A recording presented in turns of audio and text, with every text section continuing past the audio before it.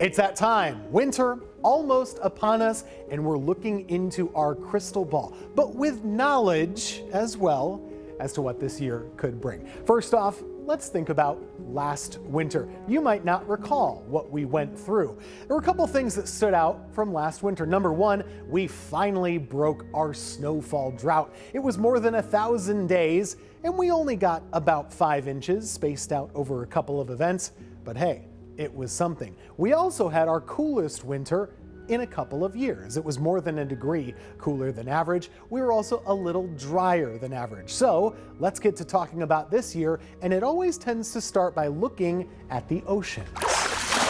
Ocean temperatures near the equator in the Pacific Ocean are really important. They can influence the weather pattern all around the globe, including right here in the Carolinas. When this is cooler than average water near the equator, we call it a La Nina. We were in one last winter. It looks like we're in one again for this winter. Now, it's a weaker La Nina than you can have sometimes, which means the effects of it are a little bit more muted and can give us more muddy results than in a stronger La Nina. In a typical La Nina winter, the jet stream tends to be a little farther north than it would otherwise. That means fewer storms coming into the Carolinas. Also, Arctic air can sometimes be cooped up a little bit more than usual. The effects look like this.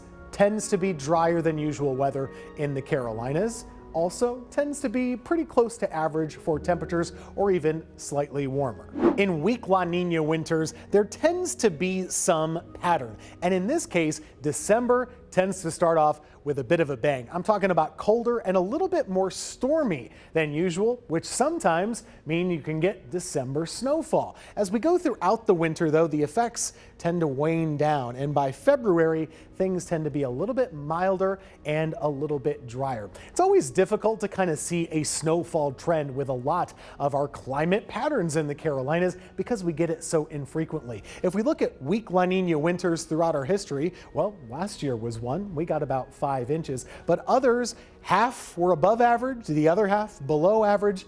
That means average snowfall, that's pretty much in line for a weak La Nina.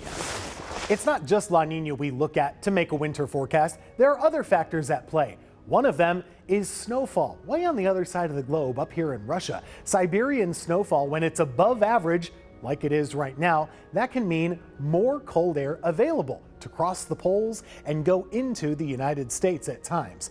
Also, something we always have to consider is climate change. In a warmer climate, it's harder to get that cold air more frequently. And we have seen a trend in the last couple of decades of winter warming right here in the Piedmont. These all go into our forecast.